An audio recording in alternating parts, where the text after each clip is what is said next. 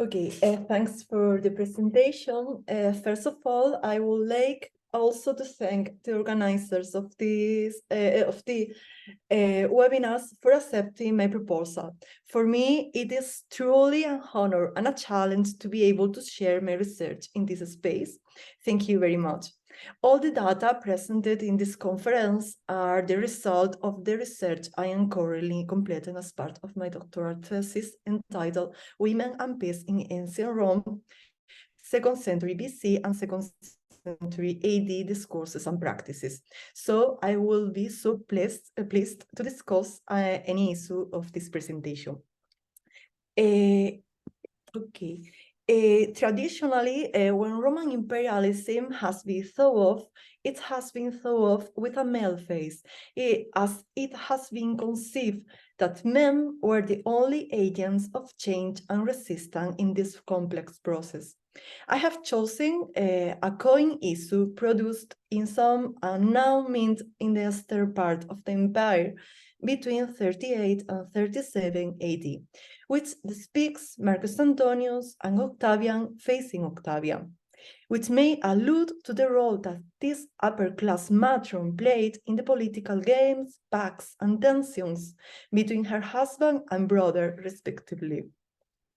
By this, what I intend to claim is that women were active agents in the political, social, and cultural dynamics of Roman imperialism, and that material sources have preserved that part of their experiences and agencies in this process. Okay, I have one moment. Now, okay. So, recently, women's relationship with Roman imperialism is gaining more prominence in research. For example, last year was published the book Gender in Roman Imperialism, which shows the diversity of fields of study that emerge in exploring this relationship. In the wide range of views that this such a subject can have, we add the variable of peace in its interrelation with gender and women.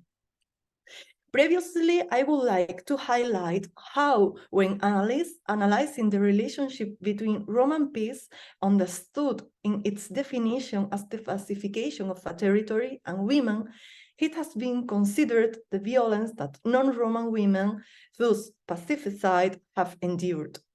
Such a view emerges from feminist and pacifist perspectives that claim that both now and in the past, that in war conflicts, women are the main victims and suffer a specific gender violence. Also, we discover that reality in contemporary images are those photographs that shows the treatment of women during war context. Women in these conflicts are symbols of the enemy. In the patriarchal mentality, women are male property, so humiliating them is a way of attacking the men to whom they belong and who have failed to protect them. The masculinity of the other is attacked by the violation of women's bodies. But also in this violence can participate women that are part of the victorious side. This complicity probably existed among Roman women, citizens, libertas, etc., or even slaves who were members of the Romanitas and who were used to contemplate a sense of violence against other women, non-Roman women, such as are the images that decorated the column of Marcus Aurelius.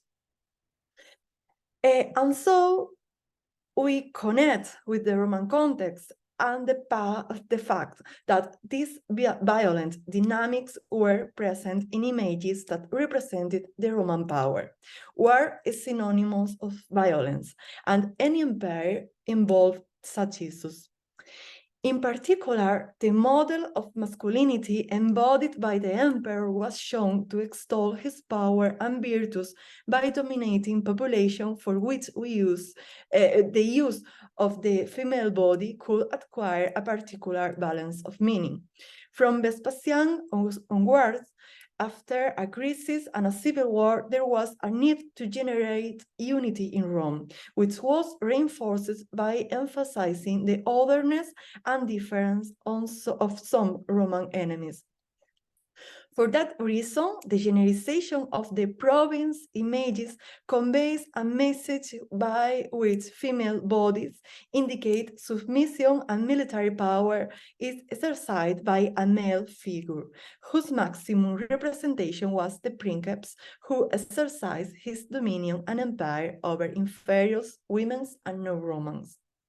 Male and female bodies represent the dichotomous relationship of female submission, male conqueror. This ideology, I'm not, sorry for interrupting, I'm not pretty sure if you are seeing all my screen. Okay, now, if you could confirm that. Okay, thanks. That ideology determined the discourses of Roman peace. For example, we can analyze an issue of Trajan that represented a particular revival of imperialism and expansionist ideology. The image of Pax is represented with the traditional attributes of cornucopia and the olive branch. The novelty is that Pax is shown resting one foot on a dominated person. The Pax, therefore, in Trajan's time, is represented as the result of the imposition of the Roman Imperium through victory and triumph, which generates security, tranquility, and external peace for Rome.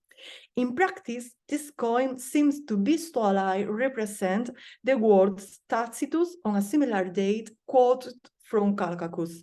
They make a desert and call it peace. Undoubtedly, in this warlike ideology, the women of these conquered territories were the main victim, as was also depicted on the Grand Camée of France, in which a vulnerable woman embraced her child at a time that aggrandized the pride of Rome. But now, was this the only relationship between women and the Roman ideology of peace? Certainly not. The relationship between women and peace in ancient Rome was more complex and included more dynamics and agents that thus exclusively linked to the military field.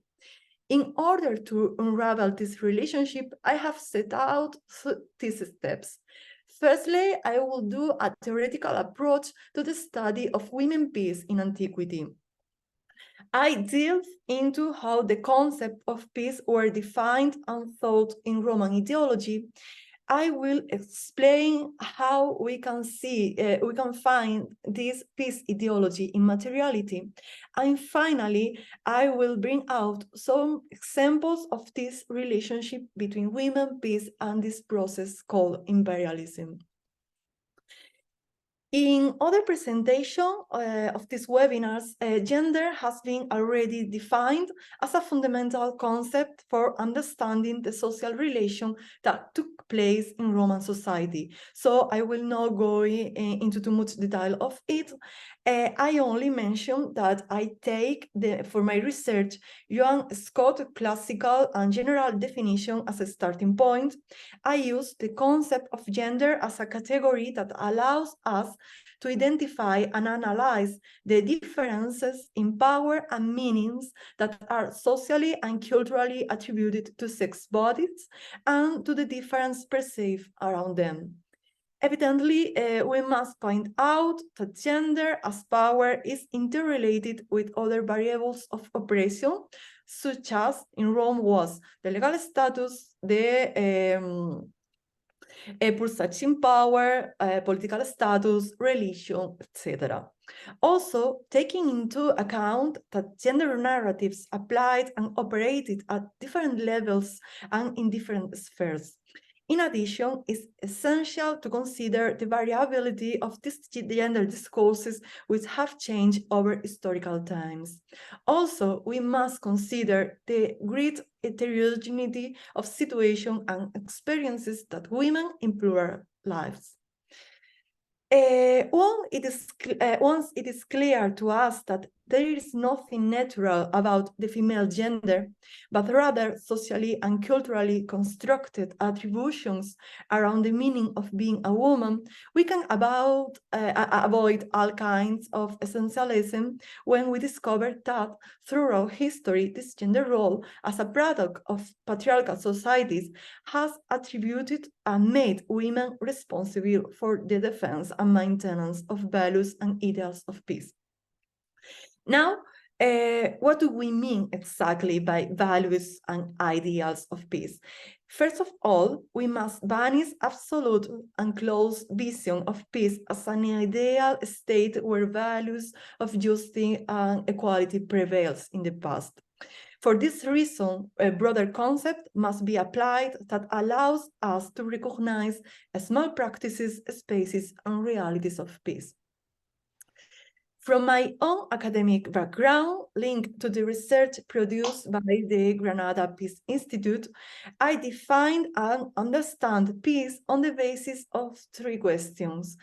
Firstly, conflicts and not violence has been the driving force in history. Human nature is conflictual.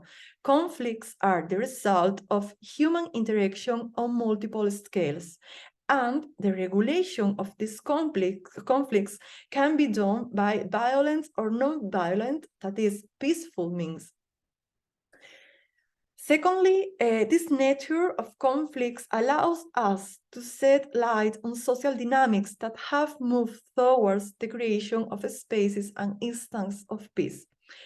The term of imperfect peace seeks to recognize those daily realities of peace aimed at regulating conflicts and satisfying social needs that coexist with violence. Imperfect peace names the practices of care, mutual aid, practices of solidarity, mediation, etc. If we accept that conflicts are a constant and that their non-violent regulation is the majority, we must ask ourselves how and which agents have been responsible for their peaceful management. Since the ancient world, we discovered that women had been attributed with the defense and maintenance of peace, linking them to these ideals and in contrast to civic, warlike, and masculine values from which they are officially excluded. We found this ideology in the sculpture of Irene, the Greek term of peace and the Greek deity of peace, by which this idea is represented by a female personification whose maternity produced the wolf. The continuity of these discourses of women peace is evident in different past eras, since the Sabines to the Women in Black movement, an episode in which women projected their role and attribution of femininity, care, and reproduction of life, that is, the defense of peace, into the public space. That role has been recognized as part of their relational identity, also called in different ways as integrative power, as a concept that allude to the women's role in resolving conflicts and caring of human bonds as parts of their cultural and social gender identity. To analyze these ideological and moral issues of Roman thought, we must delve into how these values, identified from our current perspective, were conceptualized and signified. Two main concepts were used in Roman ideology to name peace. They were pax and concordia. Pax means the end of wars, being a term that existed since Republican times, from when it became a concept widely used in Roman language.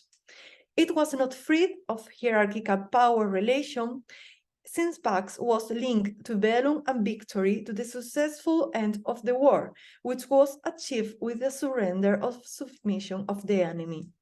A priori, these connotations link to the military and political spheres from which women were excluded, limited women's association with it. But as we will see, this exclusion was not total. Concordia, on the other hand, had a different meaning, had a high sense of emotionality and affectivity. Concord thus occurs in Roman relations. It is not just being in agreement, but having the same will, whether at a relational level, in a couple, among friends, in the family, or on a broader scale, even at a state level. It was a moral concept highly claimed as a female responsibility. Furthermore, both Pax and Concordia were in continuous relationship with other virtues or concepts, such as were fides, felicitas, securitas, tranquillitas, or hilaritas, among many others. These relations nuance the connotation of meaning of this concept of peace. In order to analyze this ideology of peace, which is the main subject of this presentation, we can study the epigraphic, numismatic, and iconographic sources presented in different media. Material sources of a different nature, but which were instruments in which certain ideals, values of peace were represented and disseminated by different agents and with multiple and diverse interests. In order to contextualize and analyze their specificities, I have classified them into explicit and non-explicit sources. Explicit ones are those who have that have a textual reference to the Roman concept of peace that I have explained. So, for example, an explicit source can be the case of the epigraphy, for whose understanding in all its complexity of meaning it is necessary to consider its materiality. For example, it is different the meaning of Concordia that was represented in the portico to the Concordia and Pietas Augusta of Pompeii, made by a woman, Eumachia, that the idea of Concordia that was requested by an actress and a slave to the Pompeian Venus in a graffiti in a wall of the theater of the same city, Pompeii. That it is the case of the first image. So, two cases that show extremely diverse social experience and using this language of peace. Likewise, numismatic have a great utility in understanding the dissemination of these discourses of peace by the power, also their variation and adaptation in each context, as well as to understand and recognize the iconographic scheme of these ideals when they are always personified in a feminine form, identified also by the legends. This is extremely useful to recognize other representation of ideas of peace that are not explicit. For example, is the case of this sculpture of Concordia placed in the Eumachia's portico in Pompeii.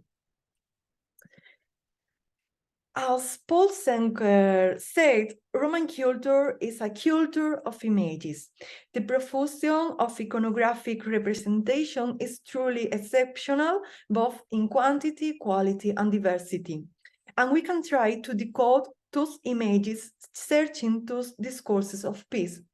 Although we must consider that symbols and attributes may vary according to the context of use. For example, the dextrarum iunctio of the marital concord, represented, for example, in those rings used during the ritual of the sponsalia, had a different meaning than the same symbol when it was used in imperial coins to allude to the fides of the army. That is the case of that coin of Vespasiano. And also in coins in other times, an example can be used to represent the Concordia, as I share with you that coin of Crispina or that coin from Republican times. Also, in a personal level, this same symbol could be used to represent the harmony and affection. Therefore, these images and symbols should often not be seen as firm and closed iconographic schemes, but open to dialogue, to a plurality of interpretation, and sometimes playing with ambiguity. The obvious case of this ambiguity is the back panel of the Arapakis, in which it has been argued that the feminine representation could be Pax, Telux, Venus, among so many other interpretations. If we could defend the plurality of meanings and ambivalence in these images, we can understand that it represented the benefits of the Augustan regime, in dialogue also with the rest of the iconography of this monument, among which was the piece that allowed agricultural and animal fertility, for whose expression the female body, conceived in these terms, reinforced its meaning.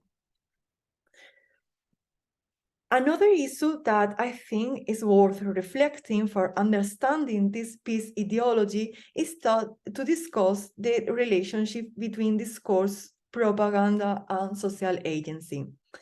I understand discourses to be the ideological construct which each society produces and understands as truth determined by the power that governs it, what Foucault called the regimen of truth.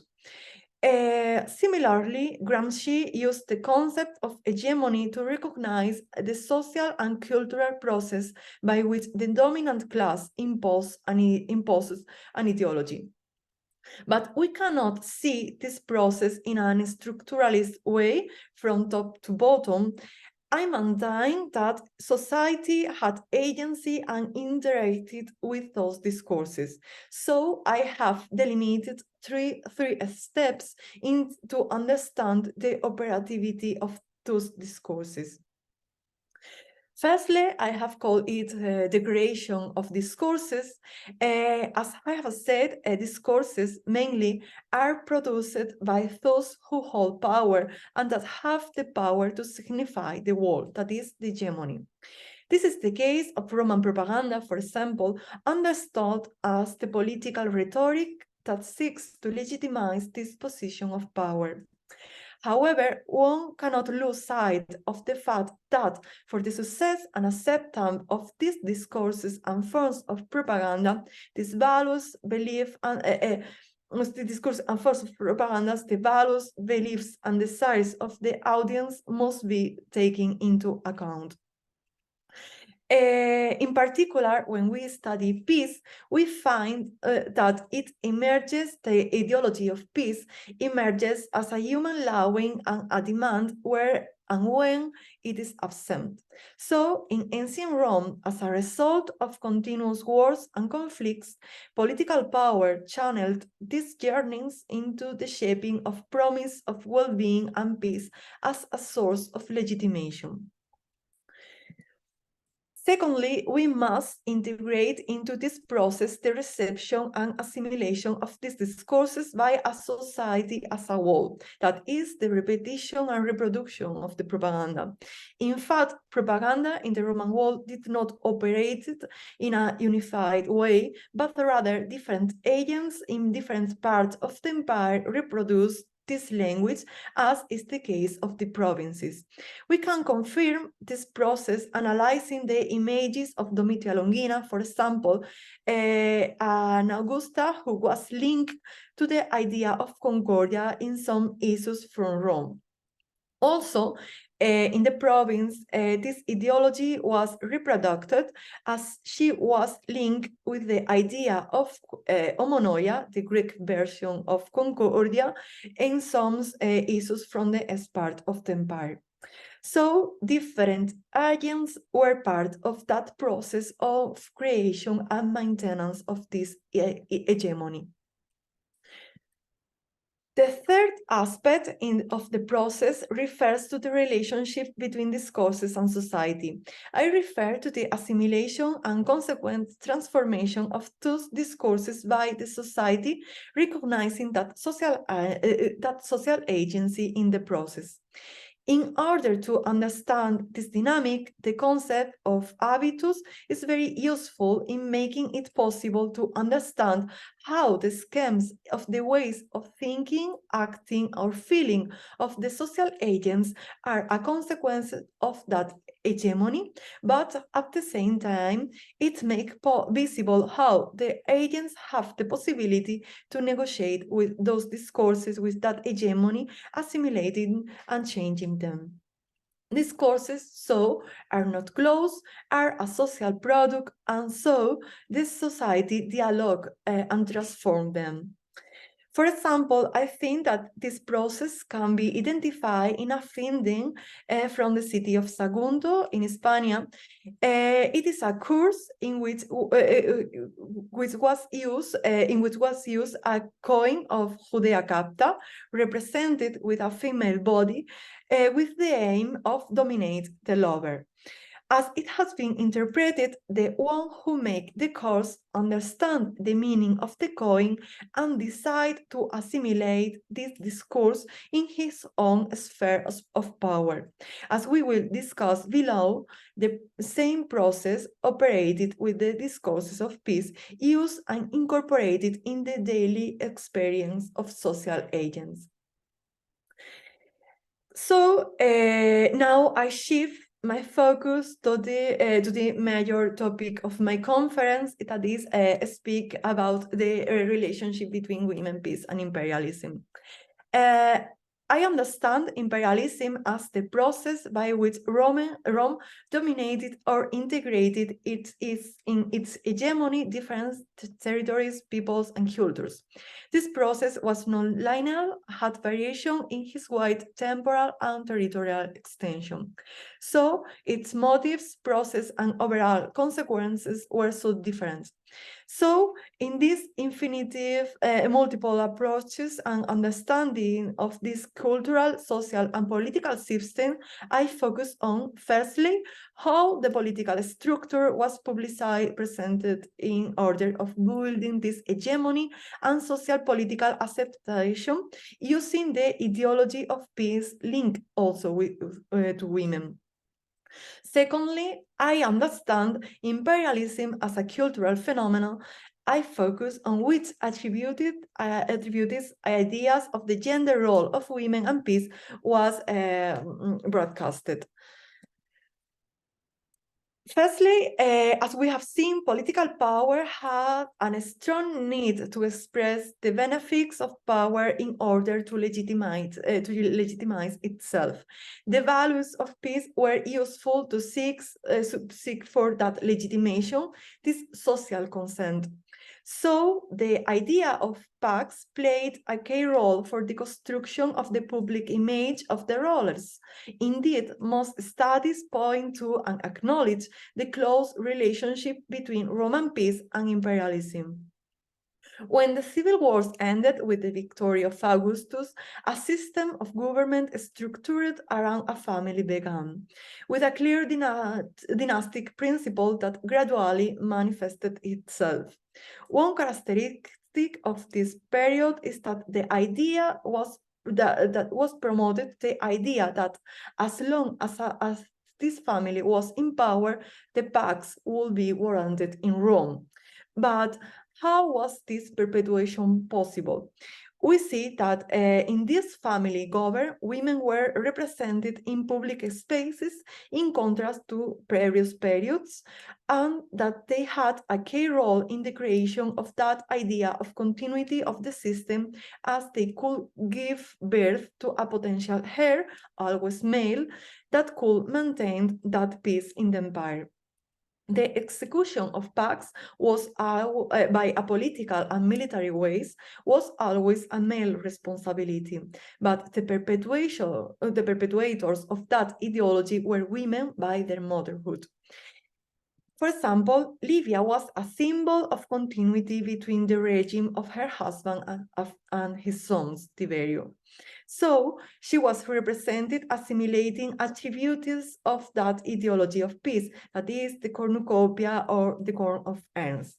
She was also not the image of the mechanism of achieving the peace, that was victory or triumph. In contrast, she was mainly the image of the benefit of that peace, an idea extremely linked with the values of the Roman femininity.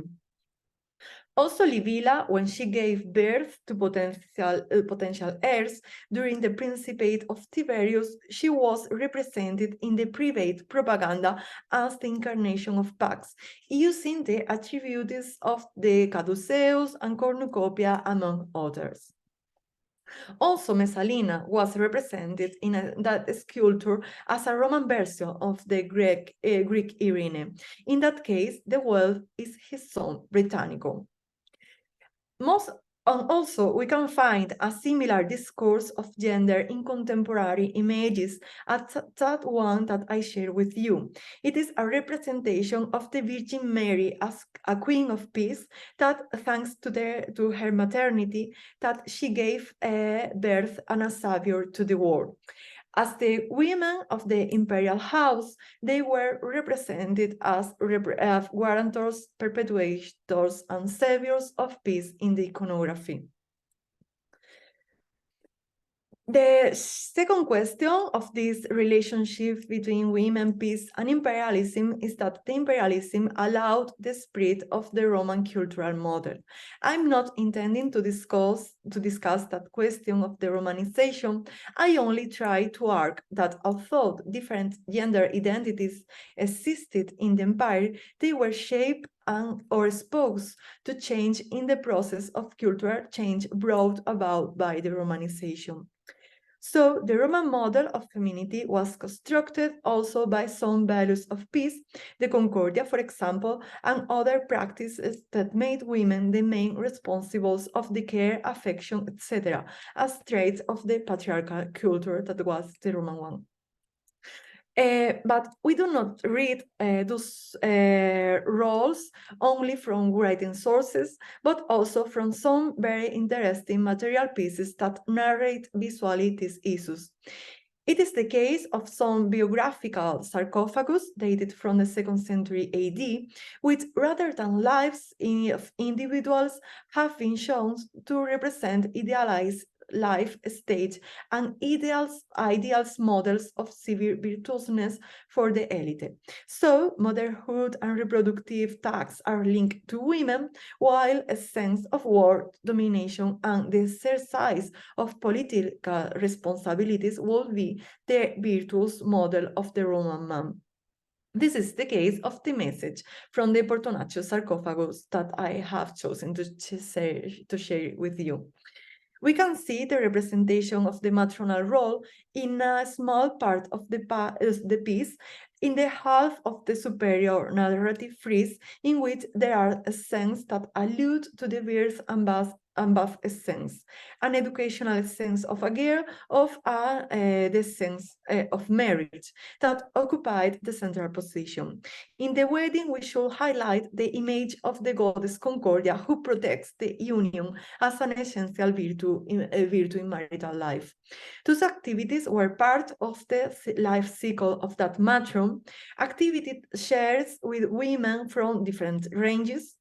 I understand that images as the representation of some activities essential in the functioning of the Roman imperialism since the point of view of the elite. So In that way, the males were the one who dominated, but also an imperialism and violent system needs values of well-being, the practice of care, material and emotional, and as this sarcophagus shows, that activities were part of the female role. Another aspect by which we can analyze these dynamics is in epigraphy and by its use by a broader group of population.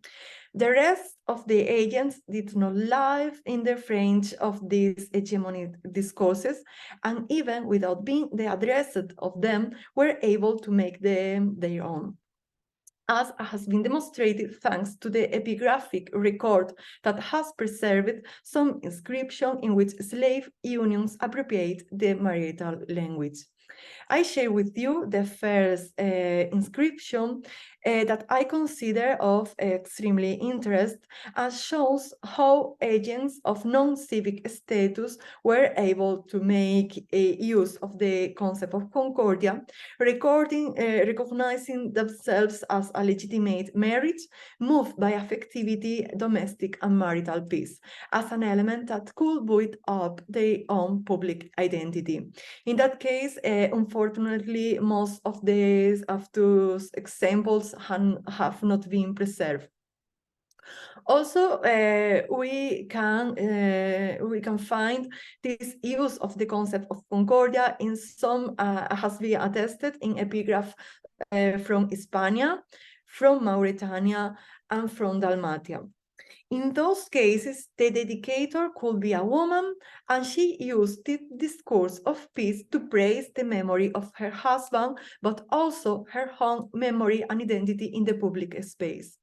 Even when the deceased was a woman, concordia was a virtue worthy enough to be highlighted in the configuration of discourse of the discursive and ideal memory of that woman deceased. Other concepts used to express a similar idea were sine querela, sine litie, sine vilis, sine discordia, among many others.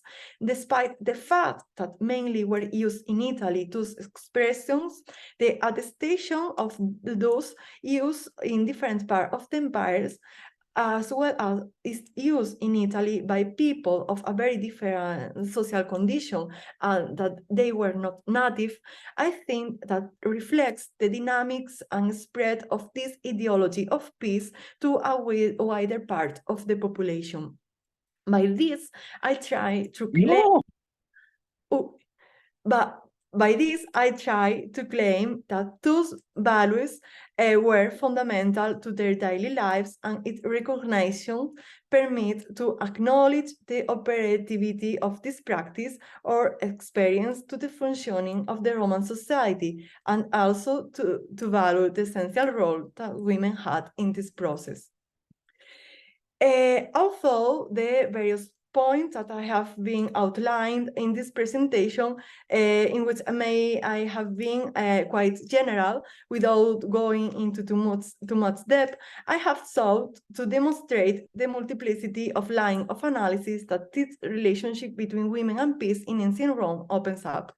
Thus, to conclude, I would like to highlight a number of points. Firstly, that the importance to recognize the values of peace for the understanding of the cultural and social models of Roman imperialism, with women being indispensable agents of these values. Secondly, the participation of women in these dynamics was not a natural process, but part of their gender role resulting from the patriarchal structure. Their subordinate role was accompanied by those attributions which made them responsible for the smooth functioning of the system, which at the same time also gave them spaces of agency with which to participate in their families and communities. Therefore, the roles of femininity and masculinity were complementary to this system, each with a series of responsibilities essential to the functioning of this Roman imperialism. Finally, I would like to make a final reflection. I would like to highlight the relevance of recognizing these peaceful dynamics in its context in order of creating different collective imaginaries. What is more, we have to value the historical feminine responsibility as a force in history and in its society. But our aim must be that those fundamental dynamics become to be shared by all the social agents regardless the gender. So thanks very much for your attention. I hope I haven't been clear. Okay, I don't know how. Thank you very much, Carmen, for that talk. That was very interesting.